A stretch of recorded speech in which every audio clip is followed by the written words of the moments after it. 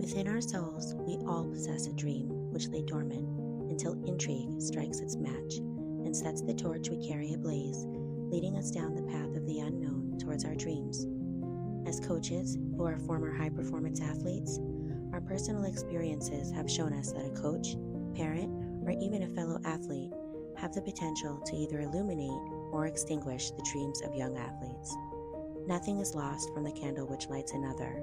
We are here to share our stories and our passion to illuminate the champion within, empowering coaches, parents, and athletes to keep the flame of their dreams burning eternally. You are listening to Illuminating Champions with Michal and Ashley Anton. Welcome to another episode of Illuminating Champions. For our first-time listeners, my name is Ashley, and I'm here with my husband, Michal. Hey, how are you guys? We also have our very special guest. He is our personal coach and our brand artist. His name is Mark Patterson. Hi, Mark. Hello. Hi, Mark. So today's episode is entitled Calm Creates Confidence. And it's all about remaining calm, especially in your most stressful moments, especially throughout fear, if you're experiencing that on a skill, if you have nerves for competing, and just helping the athlete learn how to find their calm and learning how to find your own sense of calm, even as a coach, because you get stressed out too, You need it. especially when your athlete's stressed out. So everybody just needs to remain centered and remain calm and remain logical in their thought process. So those are some of the things we're going to be discussing today. And Mark is going to get us started off. So why don't you go ahead, Mark? Okay. Well, when you think about coaches, they're up and they're enthusiastic. They're trying to keep the momentum. But as you've said, there are specific moments when coaches need to show extreme calm. Can you kind of get into that a little bit? Sure. I'll go first, and then I'll let Michal go after, because I know he's going to have much to add on this subject. But first, let's start to go just ahead. like we really matched today, man. Black everybody. I like it. It's like we didn't talk, but we did match. Unplanned. Yes. Anyway, so when you're coaching, you're right. You want to be enthusiastic. You want to keep everybody excited. You want to keep the tempo high and everybody upbeat because, you know, you're exerting yourself and you get tired and you need that little boost sometimes to keep going. But there are specific times, particularly during competition, or if there's a factor of fear or mental block during training, that you need to try to shift gears a little bit and be excited, but in a calm way. You need to really change your whole tone, change even the volume of your voice to something that's less upbeat and more soothing. You need to look like everything's going to be fine. Everything is going to be okay. Just follow my voice and you can do this. And really make the athlete feel at ease and feel like surrounded, like they're embraced by your sense of calm. And it's hard to do because it's in a moment where they're stressed out. And then, of course, you care for them and you feel their stress with them. And there's always that fear factor as a coach of, can I get them through this? And you have to trust that you can get your athlete through first. And until you make that decision that you can get them through, you're not going to be calm. You're not going to be able to fake that you're calm. You have to first decide that you can do it as a coach and you can get them through that stressful moment.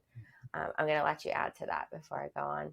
And you have to not let your ego decide in that moment for the athlete, understand? Because that we talked in the past about this, right? Coaching with no ego. And in the moment of your athlete struggle, your ego kicks in because you look at the athlete and they don't perform at the level you expect them to perform. Then automatically you're going to look at them and be like, in gymnastics, a little girl, right? She's 9-10 years old. She's getting ready to compete hopes. And her routines are pretty difficult for that age. And she doesn't perform well. You're going to look at her and say, oh, she's not doing it. Then I'm not going to have a girl that's going to compete hopes. I'm not going to get this recognition, you know? And then you judge your ego is judging her performing, understand? Because you expect from her to perform at a high level because you want to be so like people look at you as the best coach, as a good coach, you know. And sometimes you have to step back from that and don't be the best coach with gold medals, but be the best coach at giving advice, you know. I mean, at helping someone go through a hard moment. And that sometimes is without winning in competition in that moment, but maybe she's going to win 2 years after because she's building a strong mindset, because you guide her correctly through the hard times, and you show her the tools to how to think correct when she struggles. No matter what the struggle, it can be a technical struggle, can be a mental struggle, you know. She's scared, right? Someone who deals with fear, like you have to guide them correctly, you know. Although people have to understand, gymnastics, it is an emotional sport. It's very emotional. And it's very emotional from the athlete, and it's very emotional from the coach. But the coach's job is to keep his emotion in control and mask his emotions in front of the athlete, you know. Because also in the end of the day, it's not like in other sports, the coach is an adult, the athlete is almost an adult or a young adult. It's like 19, 20, even older than that. Then it's a little bit different, the approach, and there's a different relation when you coach. But in sports like gymnastics, when it's a very young sport, you deal with a child. Then as an adult, you have to have that maturity where, you know, you have to understand that your emotions don't matter in that moment. What matters is to guide that athlete through that hard time, whatever the time is, you know, whatever the situation is for her or for him. Right. Did I explain correct? Yeah. I kind of want to break it down into two different categories, because there really are two main particular times that you need to remain very calm. One is during competition, and one is during fear and mental block. In general, you have to be calm. Well, yes, but I mean, like, really, really extra calm, extra zen. Okay.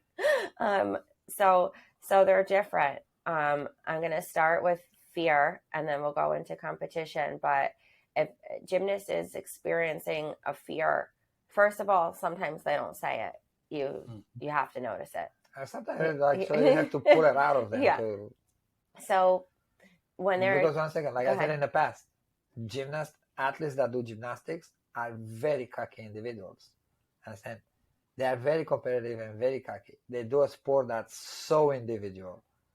And it's self-challenging, is the word? You need to self-motivate. Yes. Because in other sports, like in other individual sports, you have an opponent right in front of you, like tennis. Someone plays back the ball with you, like it's going to challenge you, right? If they hit the ball fast or hard, like you have to catch the ball, like they challenge you. They wake you up a little bit. They make you to play the game a little bit, right? Competitive. But in gymnastics, you sit down and you watch your opponent competing.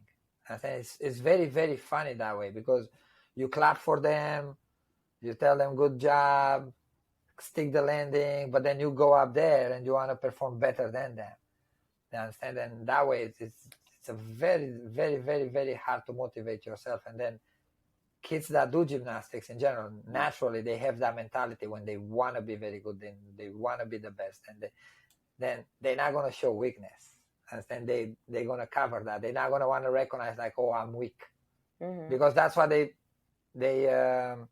associate feeling with. The feeling of fear or fear with being weak. It's a weakness. Understand? They're not gonna say it. And then as a coach, you have to pick up on it. You have to pay attention and see that, okay, like she's not performing that trick, not because she doesn't understand. She doesn't perform that trick correctly because she's scared of it.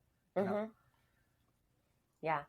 Sometimes their execution is like really way off, or they look out of control, and it's not because they're not paying attention to what they're doing. They can't control their body because they're not controlling look like they don't pay mind. Attention, understand? Right. It's deceiving sometimes when you watch. So you as a coach have to really always pay attention and be very in tune with their body language. And with your athlete. Yeah. That's why I have to pay attention to them. Because they're not always going to vocalize that they're scared, because like Michal just said, they don't always want to admit that they're scared, because in their mind it's a weakness, and gymnasts need to be strong in every sense. So they don't like to admit when they feel weak, Yes. even though it's totally natural to be scared. You know, when we have an athlete that's scared, we tell them all the time, it's totally normal. And they have to remember that they're doing a sport, that they're literally making their body do things that are defying gravity and supposed to be physically impossible, but we're doing them anyway. So they need to Well, just take a look for the calm down and athletes realize there it's if normal. they watch this episode, and for the parents and the coaches, if they want to explain the athlete that's afraid of things. People have to understand that being afraid is not being weak. Fear, it's a protective feeling. I explained that before. It's a defense mechanism. Yes. Everybody has it, from us to animals. You see a lion sometimes goes to a little mouse, and the lion goes there and is like timid to touch the mouse, or like, right? Or why? Because we do that when we have unknown things, right? To not get hurt, to not know. You're not going to put your hand into the fire, right? You're afraid of it, right? Because if you put a hand in, you're going to burn your hand. You're not going to jump over a building because you're afraid. Because if you jump off the building, you're going to break your legs, or like you're going to die, right? Fear is protecting us from doing crazy things. Like someone who's not afraid, you should look at a straitjacket. Mm-hmm. You know, it's not normal to not be afraid. It's actually very normal, and you have to explain the young athletes that it's normal to be afraid. Being courageous. I ask my girls in the gym all the time when they are scared, and obviously they feel exactly how I said. They feel weak if you tell them they are scared, and I always tell them, like, okay, what's for you courageous? And every time they give me the explanation, it's like not being afraid. I say, no, a courageous person is the person that's the most afraid, but that in that moment of the biggest fear, they do what's right. Understand? And that scary moment, the most scary moment, they are capable to do what's correct. And that goes in life, that goes in sports, that goes in school, that goes in everything.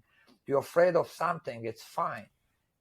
Courageous person is the one that gets the strength to do what's right while being afraid, the most afraid, you know. And when you teach them that, then it's much easier for them to accept fear, and then it's much easier to work with fear. Well, as you've mentioned many times, you know, that you teach people how to be champions in life. So understanding at such a young age that fear is a normal part of being a human, and that addressing it and overcoming it is a path to success is a great thing for anyone to learn. But that's very important because, look, I grew up, like I said before, I didn't grow up in America. I grew up in a socialist communist country, in like the beginning of socialist communists, without social medias and news and stuff like this. Then think about it, was like, because even now, like in communist countries, like they have a cell phone, they take a video, they post it out. People are a little bit different, are softer. I didn't grow up like that. I was not allowed to be afraid. I understand. Like, if I go to tell my coach I'm scared, they will clean the floor with me in the gym. You know? I mean, I'll be the mop. Will be like, okay, you know. But yeah, make me tough, right? Make me like this tough guy, courageous, can do triple flip, 4 flips. I was not scared of anything. By the time I was like 10 years old, I could jump off a building, you know. But that was the craziest part. I got to the point where like was hurting me. Understand? I was too courageous because I was bravade. When I exaggerate my courage. I can't think of the word that you're looking for, but yeah, it was like an over enhancement of overconfident. Like someone will be like, oh, okay, you can't do 4 flips. I'll be like, me? I'm the stronger guy. Watch me. Boom, I land on my head. I broke my neck.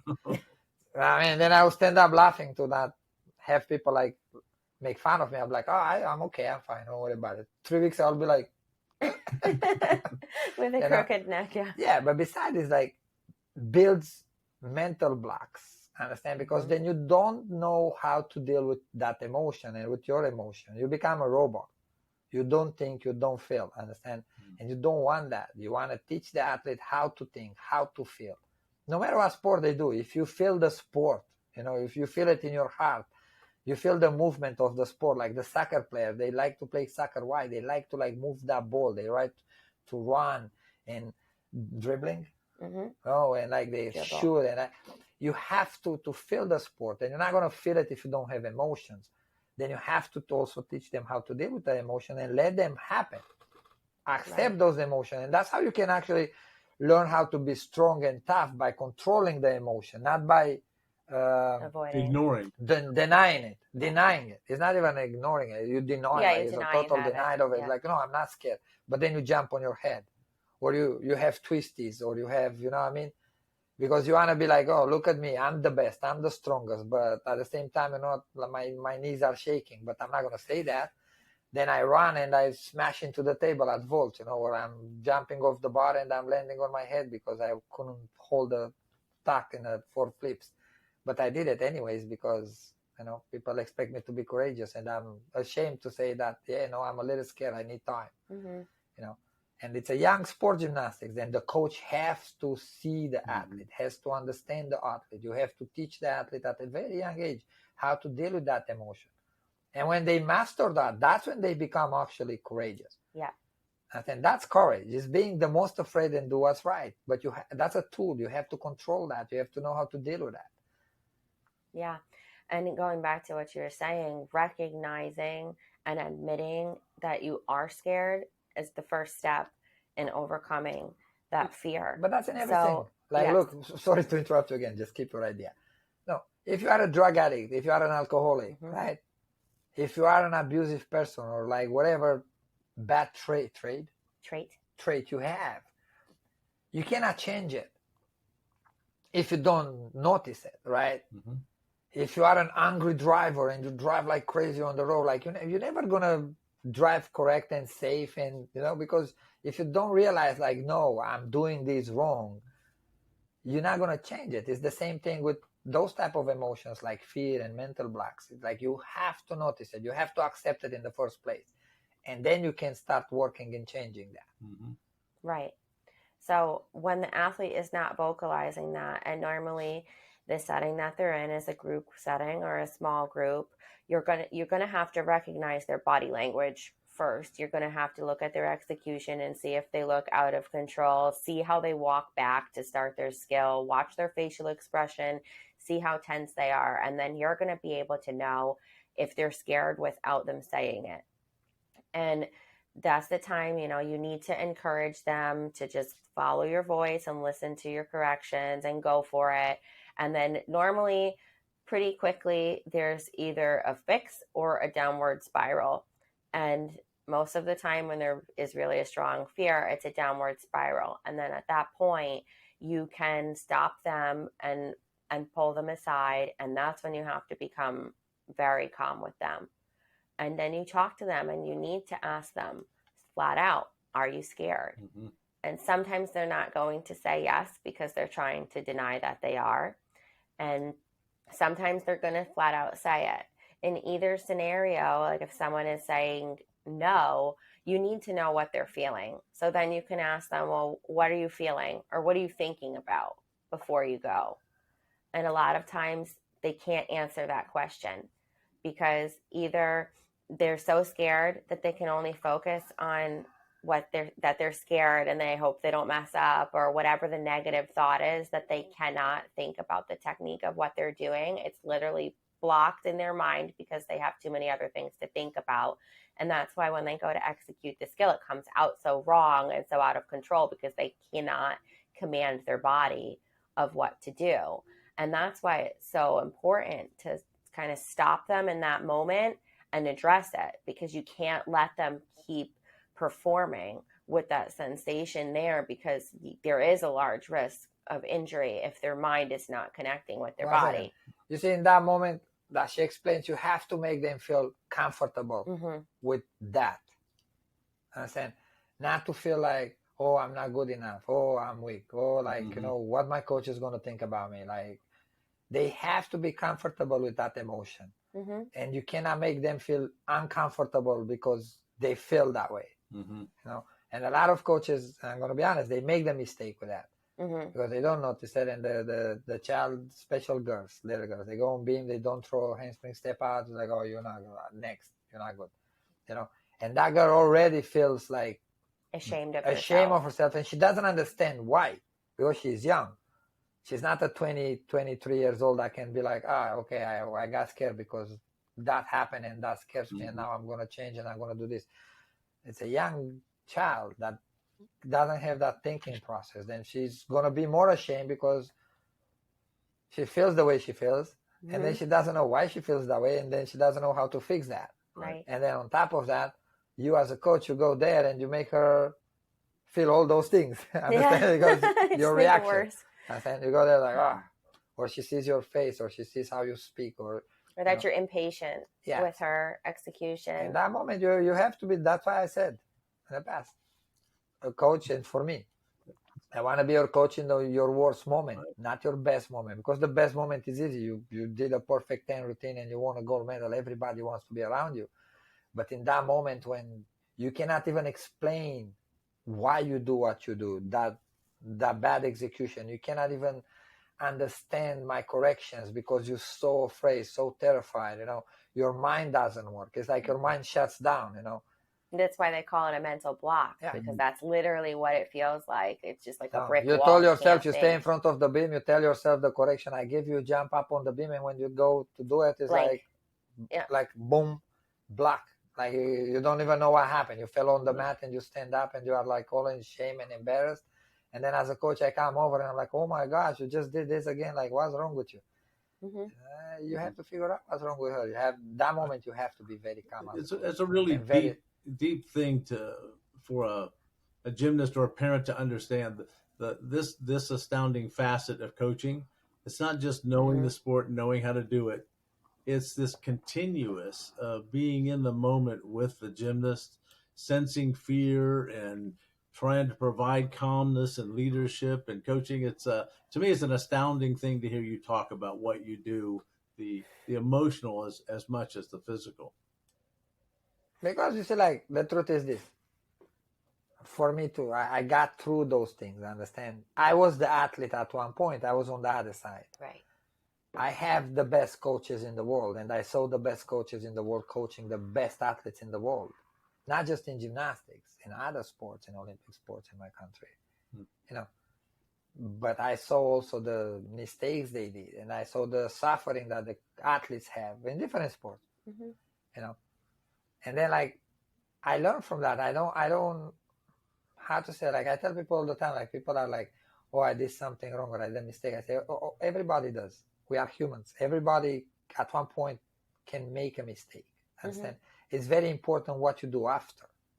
And it's the same thing in coaching, and it's the same thing in performing as an athlete. That's why I tell my girls all the time, everybody falls. You can't be afraid of falling. You can't be afraid to execute a routine bad and not getting a perfect 10. Because even the Olympic champions make mistakes. It's important what you do after that mistake. Did you stand up? Are you proud of yourself? Go back, try to make that adjustment, and try to win next time. Right. That's a real champion. It's not the one that wins all the time. It's the one that falls 1,000 times, stands up 1,001 time, and the 1,001 time becomes the Olympic champion. And that's very important to teach the athlete. And that's very important to teach the coach. Everybody can make mistakes. It's important what you do after that mistake. That's why I coach the way I coach, because I saw my coaches making mistakes with me or with others. And then I know what's wrong and I know what's good. Understand? Well, like we talked about in previous episodes, a lot of coaches in our personal experiences were superficial with you. They didn't try to understand your emotions. Then we know how for me, my emotion didn't matter. We know how important it is to feel like your coach cares about how you're feeling. And honestly, in order to really avoid injury and avoid negative self-talk in the athlete, you have to be in tune with their emotions, and you have to let them know you care, and you have to always understand what they're thinking in that time. Because a lot of times, like, coaches and in our lives, it's like they try to force you through the fear, and you can't do that. You can't force your way through fear. You can't make someone feel ashamed that they're scared. It doesn't work like that. then the athlete is not thinking about the right things. They're not learning how to accept their emotions. They're not feeling calm, that, it's a normal sensation like we just talked about, which it is. And they're not thinking about their technique in the right way. They're focused on not disappointing you and not messing up. And also, I hope I don't hurt myself. And then bam, that's what happens. You end up hurting yourself in the middle of whatever it is that you're trying to execute, because your mind is not in the right place. So it's very, very important that you talk to your athlete and you figure out what they're feeling and what they're thinking about, because it's your job to help them refocus their mind on the proper things to be thinking about at that moment. And that's what I was saying before. You need to ask them, like, what are you thinking? What are you feeling? And you need to get them to get to the point, because sometimes they can't do it initially, to know what they're actually thinking about and what they're actually feeling. And sometimes it takes many repetitions for them to even start identifying, okay, I thought about this, or this is how I feel. And you need to bring it out of them, in a very personal and calm way. And you can try to tell them, what they should be thinking about in that time from a technical standpoint, and just give them a couple key words to focus on and say them out loud for them as they go. And then they can start mimicking that in their mind. And then they can start to try to figure out, okay, I didn't think about this, what you said, I'm thinking about this, or I'm feeling like when I go backwards, I might fall on my head. Or if they're on beam most of the time, I'm afraid to miss my hands on the beam. Or the feet. Yeah. But you see, like, 1 second. Fear comes from what? Understand? They think about the outcome before they think about the technicality of that execution. Understand? Like in gymnastics, you do a backflip, you have to think about how to execute the flip, not if I don't do it correct, I land on my head and I break my neck. And those are the tools that the coach has to give the athlete in that moment. When you build an athlete, when you create an athlete, it's not just the technicality. It's not you just teach them flips. From a young age, you have to teach them how to think, how to process things. You give them both tools, the technical tools and the mental tools, the psychological tools. And then you have to teach them. Like my athletes, every time they are scared, I always ask them, okay, why are you afraid? And I think I said that in past episodes. And I always tell them, like, you're afraid of the outcome, right? You go up on the beam, you have to do a front aerial or a front walkover. And the first thing comes in your head is like, if I fall. Why you think if I fall? Why you don't think like, oh, if I stick this front walkover, I'm going to do a front aerial after, right? And they always look at the outcome, and the outcome is the negative outcome. They don't look at the positive outcome, right? And I always ask, because here people have pools or they have a lake, I always ask them, do you know how to swim? And they are like, yeah, I know how to swim. I say, okay, like, let's say we have a pool that's like 20 feet long. Can you swim on the pool like side to side? And they're like, yes. I say, okay, what happens if I put a big rock and the chain around your neck? And they look at me like terrified. They're like, what? I say, yeah, what happened? Can you swim? It's like, I'm going to try, but I'm going to drown. I said, yeah. It's the same thing when you think about the negative outcome. You can swim, but you put the rock and the chain around your neck, you're going to drown. It's the same thing for your performing. You can perform that trick, you can perform that routine, but you put a chain around your neck, take it off. And how you take it off? By thinking about execution, thinking about technicality. That's how this trick goes. Okay, I'm thinking about pushing my leg, kicking my leg over, keep my leg straight, do this, do that, understand? And then they learn at one point, they get that tool where they are able to go up on the event and just focus on the technicality, not on if I fall, if I don't, understand? But that you have to teach them as a coach. That's your job. That's a tool that you have to teach them. You cannot teach sports, gymnastics just out of YouTube. I said, you watch a video on YouTube and you're like, oh, I'm a gymnastics coach. I know how to teach a cartwheel. I saw that guy with a video that explains how to teach a cartwheel. Yeah, everybody can. Like if you see someone bending their leg, you can be like, oh, straight your leg. But can you understand where that bent leg is coming from? Can you understand why she's not jumping too high in that flip? because you look at her and you're like, oh, she's not strong enough to jump. Maybe it's not that.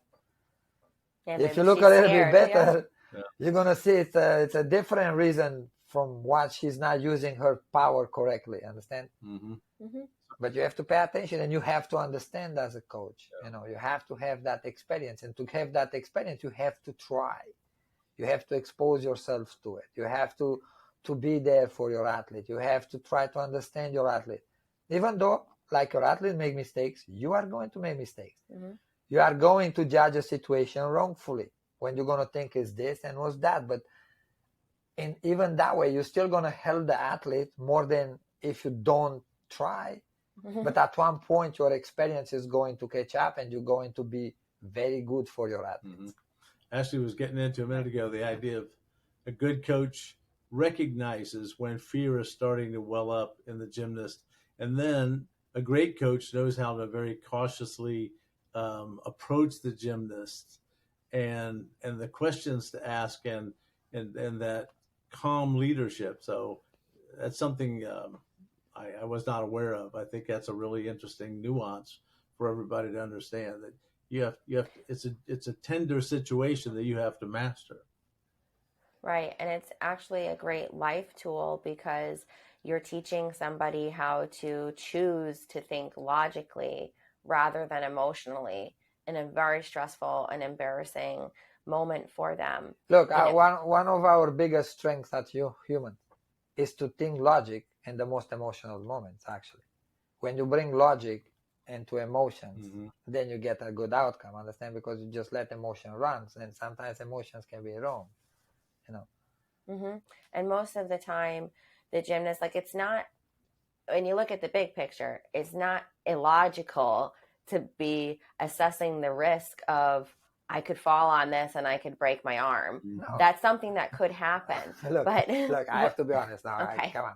Gymnastics, and I don't want parents to get scared, understand? Because doesn't happen many accidents, because the way the sport is structured, the kids have to pay attention, the athlete has to concentrate, but accidents happen. But gymnastics is a very terrifying sport. People think, like, when they watch gymnastics on TV and they see a boy doing gymnastics or a girl doing gymnastics, they look at those athletes and they think they are some soft, I don't know, like a ballerina, like, something like you barely touch them, they're going to break. And it's not like that.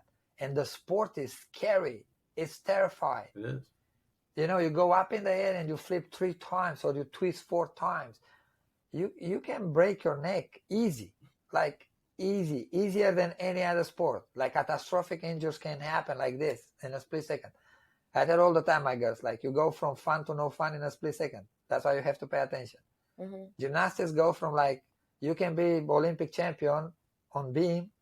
You go up on the beam and you do a step and you step on the side and you fall and you break your knees so badly that you're never going to walk again.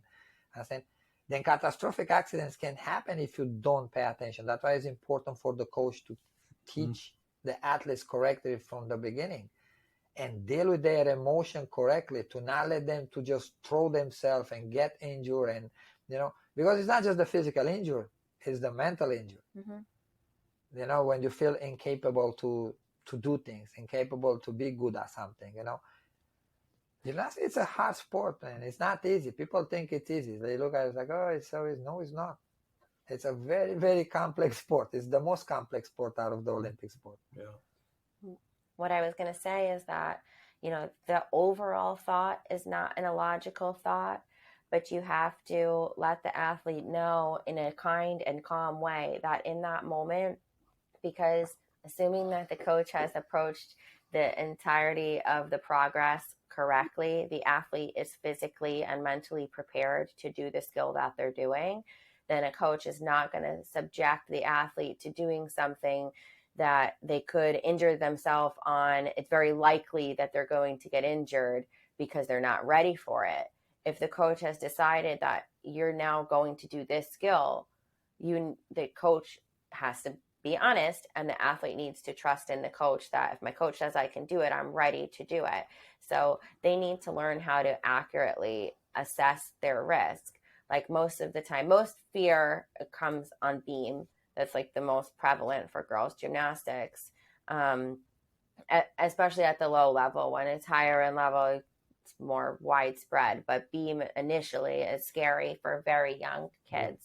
And they need to look at just like the odds of winning the lottery. If I did 10 back walkovers on a line, which is the same width as the beam, then when I go on the beam, I'm going to land on the beam because I've just landed 10 on a line. But even that, like, see, you know, how many times coaches sit with a girl and explain her that what's the difference between a low beam that's on the floor and the high beam for competition? nothing. The height. Mm-hmm. The technicality of the trick doesn't change. Mm-hmm. The width of the beam doesn't change. The higher beam is not crooked. It's Right. straight like the one that's the on the same. floor. You know, then even if you do on the floor now, because they have those foam mats, they have like a Velcro in the middle. That Velcro is as wide as the beam. Mm-hmm. If you do a front walkover with hands on that line and you land on that line, you can go on the beam and do the same It thing. doesn't matter how high The it is. technique is the same. You go straight on that. You go straight on the beam. The only thing that's different is the high. But you see, how many coaches sit down there and explain a little girl that she shouldn't be afraid because Right. she has the technicality. She executes the trick right, and teach them how to think about it and not take in consideration the height of the beam. Yeah.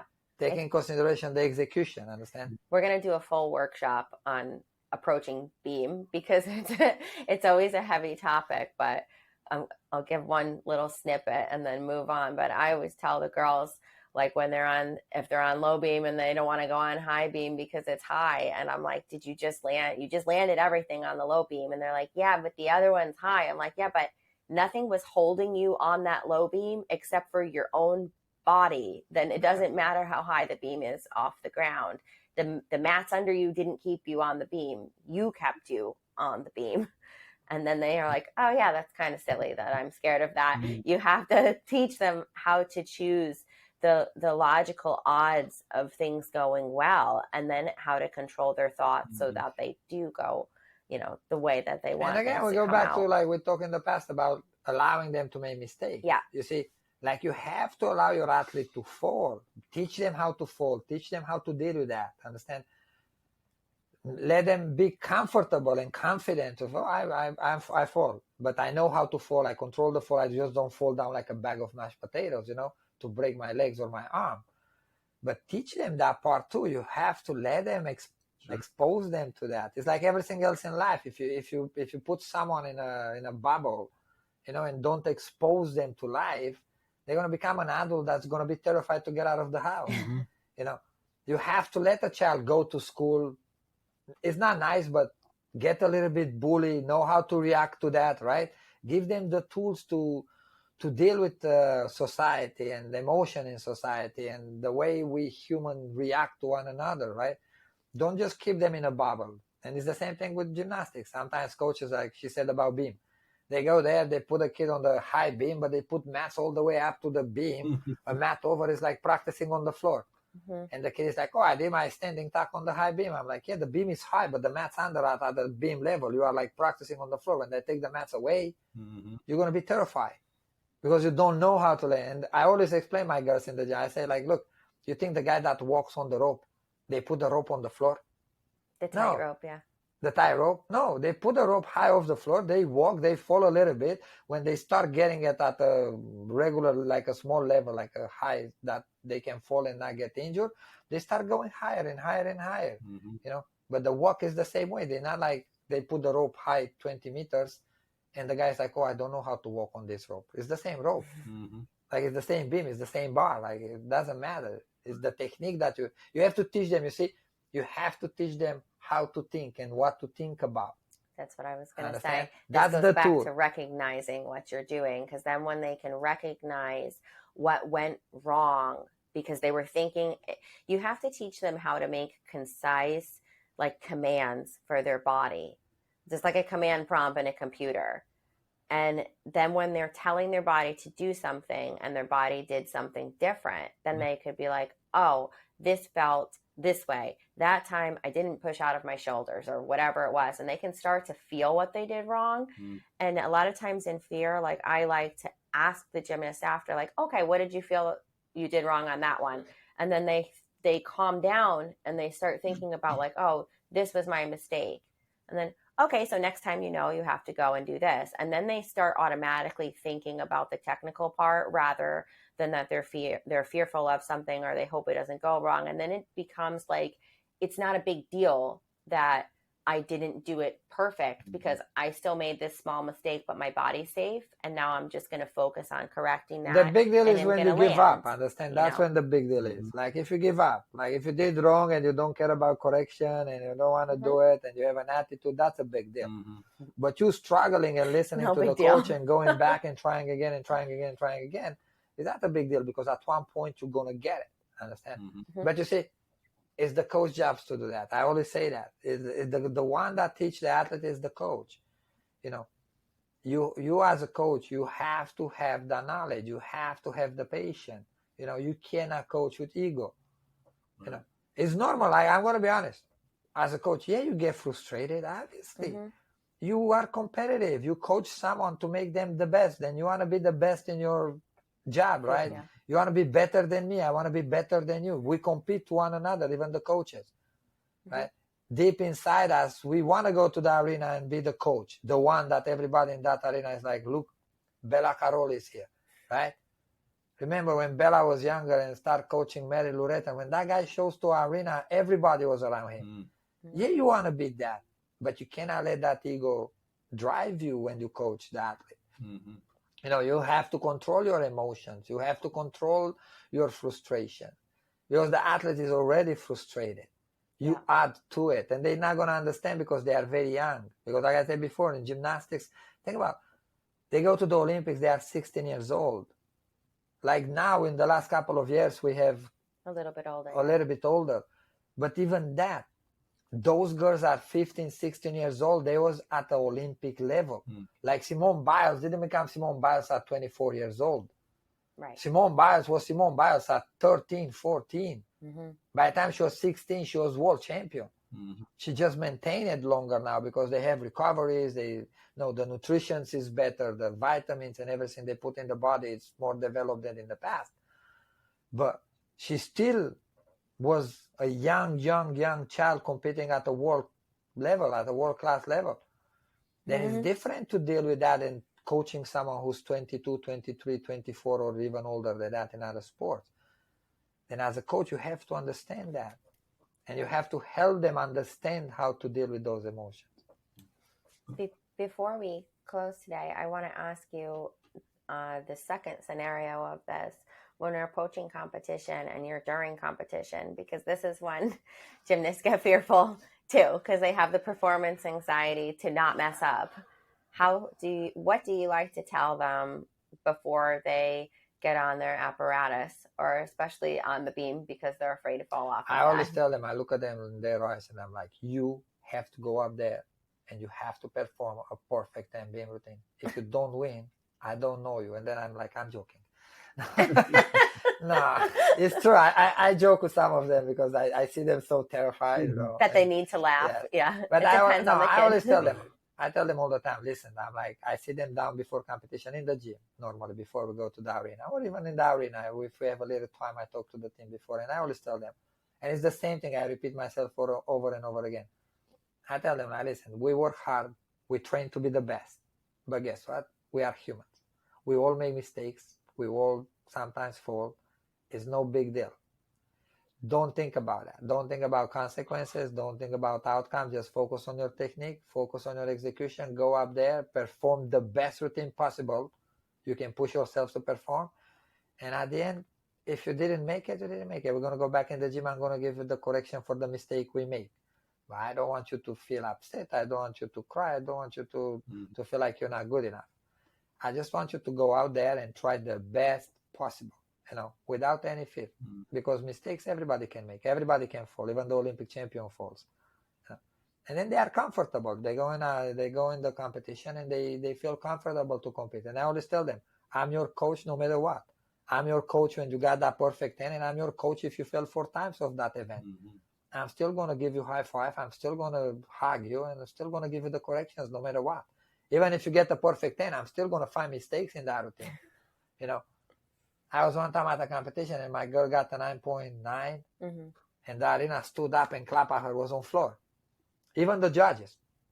They put the pens down, they stand up, they clap, and then they sit at the table, then they give her the score. Wow. And they give her 9-9.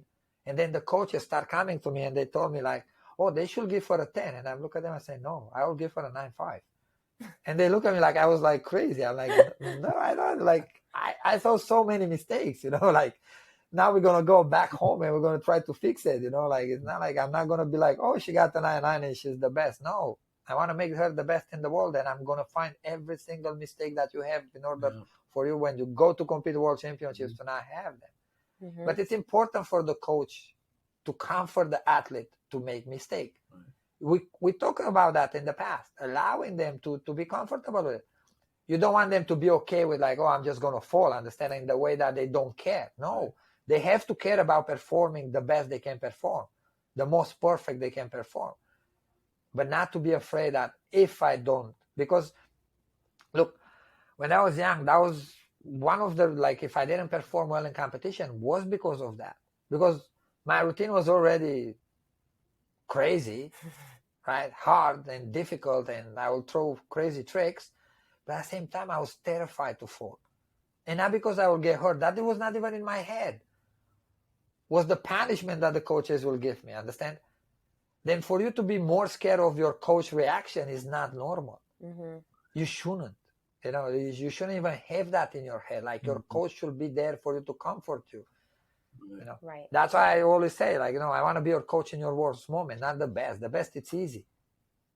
I remember, I think I competed the first triple on high bar. I was like 14 or 13. Do you think I was afraid of like landing my triple on my head? No, I was afraid that if I land my triple on my head, my coach will kill me. If the fall did, I couldn't even I couldn't even think about my safety. It was not my safety because I land the trick wrong. It was my safety because what the coach will do to me.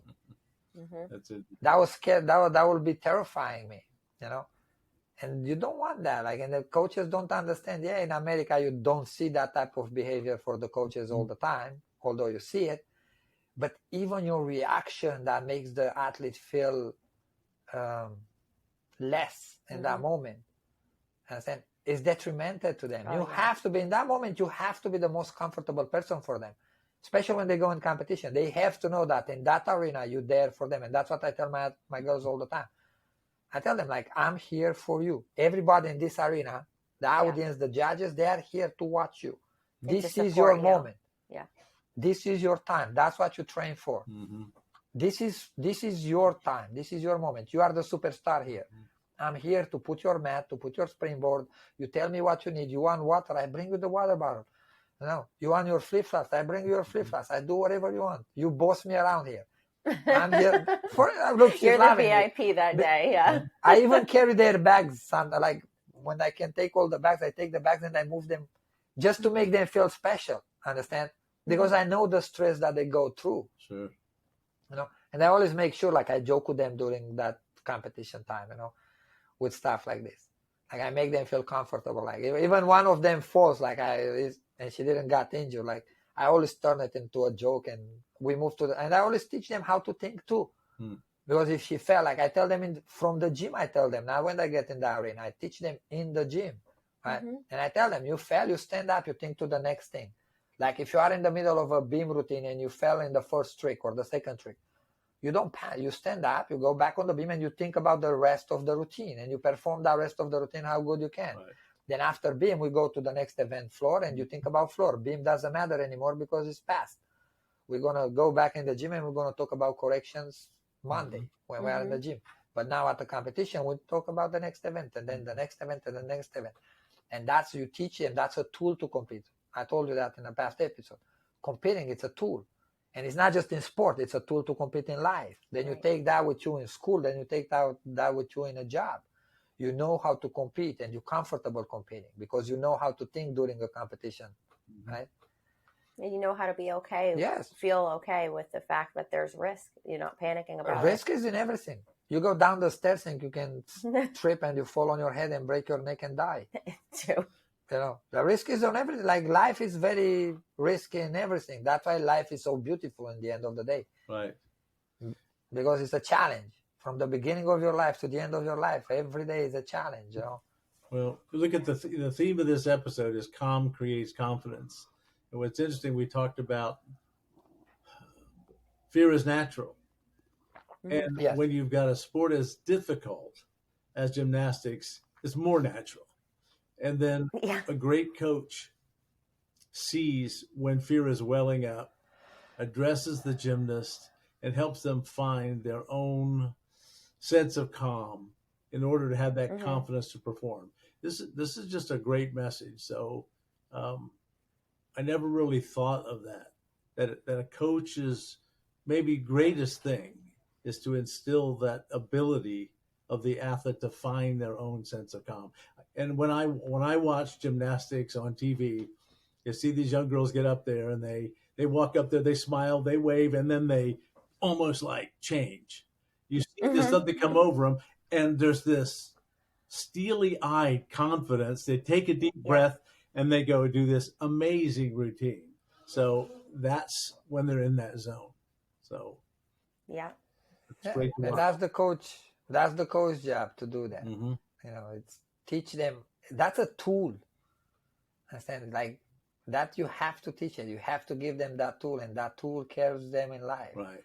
That's why I always said it's very good for kids to do sport, competitive sport at a young age. I agree. But let them compete. Don't put them in a bubble. Let them go and compete. Let them witness the emotions of competitions with everything. Mm-hmm. You know, in a healthy way. But let them do it. You know, because then they become strong adults. Even though they go to the Olympics or not, they carry that Olympic heart, that Olympic mindset, that champion mindset, you know, that's going to carry them through life, and we're going to teach them in life how to be competitive and how to compete and how not to be afraid of challenges and risks in life, right? That's when people don't become, you see, like if you look at communist countries, because I grew up like that, right? I grew up in a country with a dictator. We don't have depressed people, although our life is very depressing. Yeah. You know, I didn't have TV. We had like, it was like 1 hour a night time, 7 to 8 o'clock was like news about the dictator. You know, I think I saw a cartoon, like a movie cartoon, like an hour movie cartoon when I was like 19 years old. I don't remember, 16.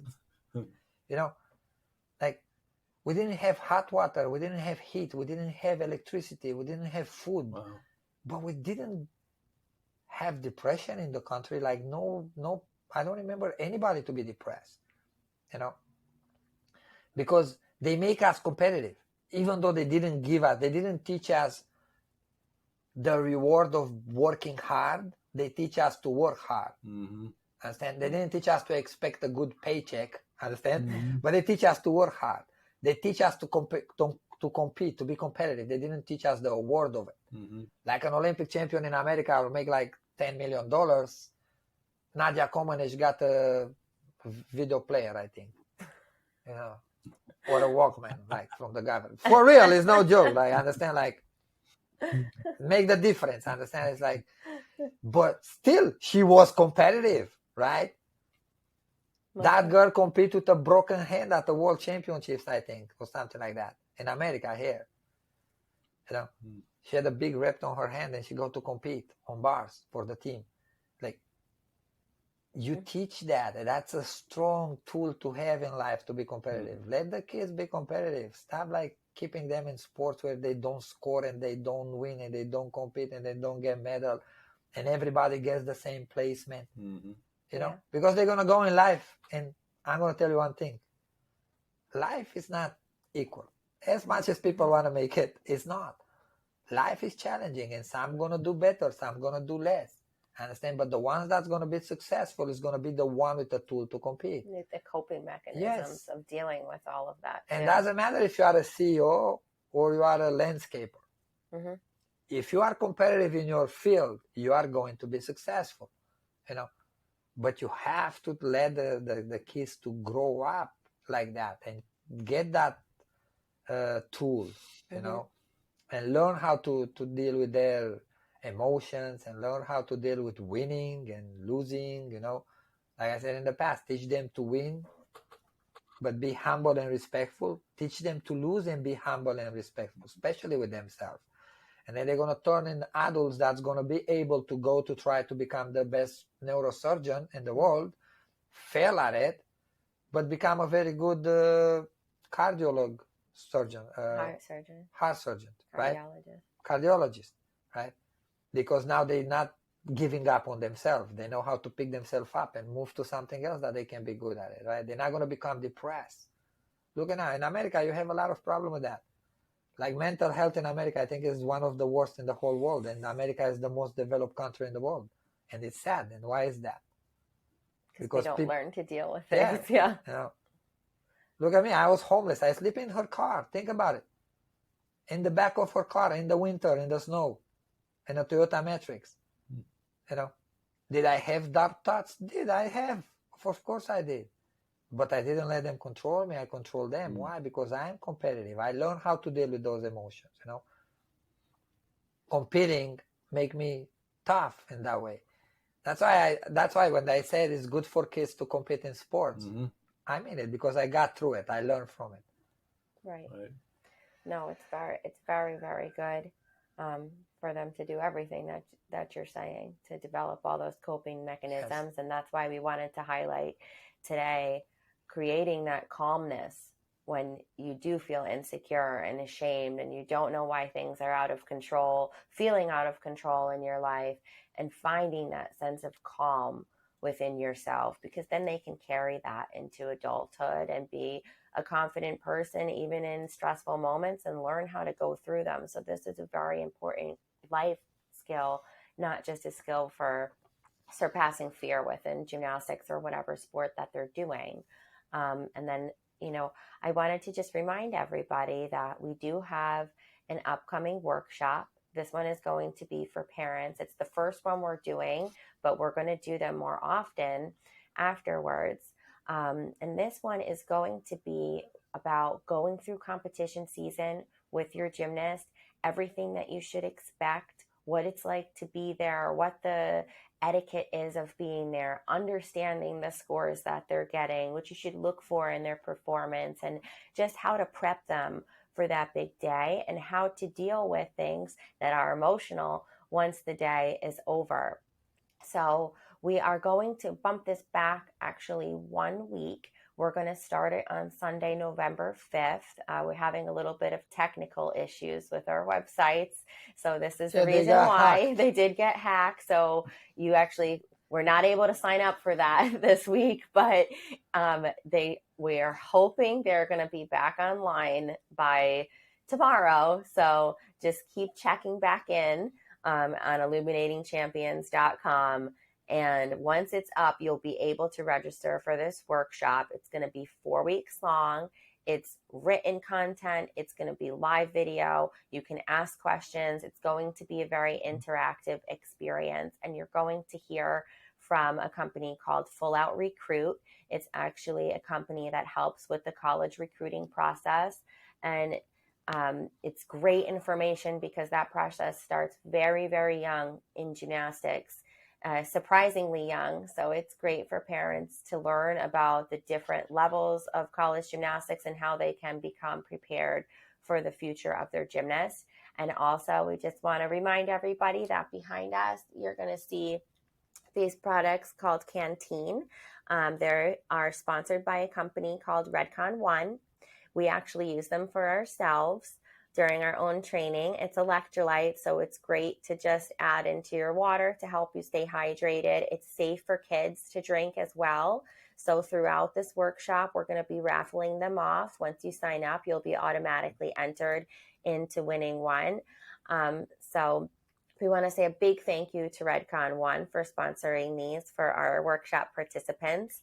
And we hope and for helping me get my 6 packs back. We hope you enjoy them. Actually, could you put that closer to the camera? As a graphic designer, I would love to see the label. I can't see. Oh, okay. So very good. Yeah, that's helpful. We have we have a couple different flavors here. No, I use them for 2 years now, 3 years. I use their proteins and some of their things for training, and they're very good. They're very, very good. Great. But in any event, that is coming up. So please keep checking back on our website and stay tuned for more courses because we're going to keep offering more and more. But to tie off today's episode, we always love to leave everybody with tips to create luminous moments. And for coaches today, we just want to remind everybody how important it is to pay close attention to your athlete in every sense. Pay attention to their body language, especially when they're not vocalizing something. You need to be in tune with the way that they're moving, their facial expression, how tense their body is, how their skills are coming out. And you need And to their be gesture. their gestures. The gesture says a lot. Mm-hmm. Because like sometimes when they have mental blocks or they're scared, they have the tendency to do the same thing. Mm-hmm. And it's small things, I mean, it's like moving a finger, like touching their face, or like just like shaking. Like a they have like tip. very, very small things that you can pick up very fast, and then you know that in that moment she's terrified. Mm-hmm. It's true. And then once you address them, remain calm. They're already feeling ashamed and embarrassed and out of control, and you need to get them back in control of their mind, which will allow them to control their body. And if you did a sport as a coach, just think about how did you feel in a moment like that? Because everybody has moments like that. Right. Even the best of the best, like everybody has moments when they were scared or they didn't feel the best or they feel bad about themselves. Then just think about that. How did you feel that in that time? Exactly. And how did you wish your coach react to you in that moment? And try to be better than your coach. Right. So our next tip is going to be for parents. And when your child comes home and they are maybe very stressed out that they were scared of something at practice, just stay calm. Be their biggest supporter. Let them know that it's surpassable. Let them know that it's normal to trust their coach, and remind them that they should be able to talk to their coach. And if they need help doing that, help them. Set up a meeting with their coach and let them know how they're feeling, because if they may come home and say many things to you because they're very comfortable with you that they're not saying in the gym. So conversing is very, very important, and just let them know that you're there for them and you're proud of them, and remind them to focus on every single small bit of progress that they make. And lastly, 1 second, go ahead. Bring that to the coach in the gym. Right. Respectfully, because then the coach can help you to give the right advice at home when it's like a very safe environment for the child and a very comfortable environment, right?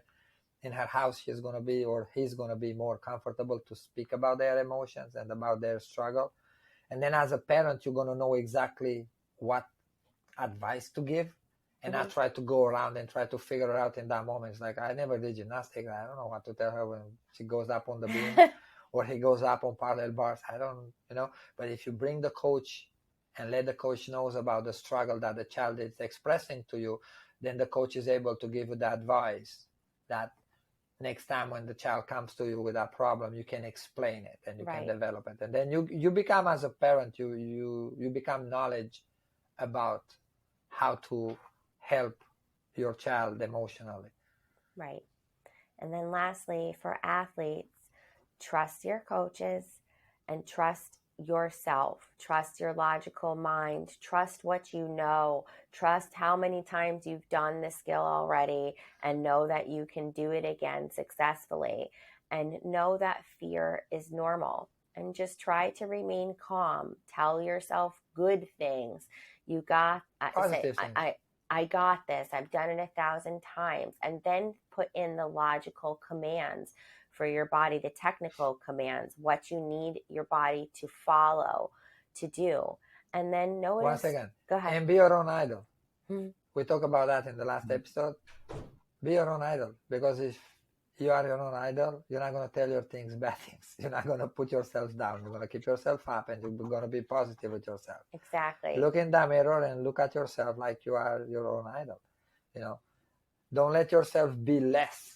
Don't put in your head that you're less. No, tell yourself how good you are. Look at your abilities and trust them, like Ashley said a few seconds ago. And trust your executions. Like, look at how, like, if you perform a trick 10 times but you fall 2 times, what's the percentage of you executing it? Right. Then trust that more than the less percentage of you falling, and build your confidence based on your percentage of executing it correct. Yes. This is pretty much the end of what I was going to say. You finished out my thought. So I always do. yeah, we want to say thank you so much to Mark. And thank you Mark. so much, everybody, for listening. Thank you, everybody.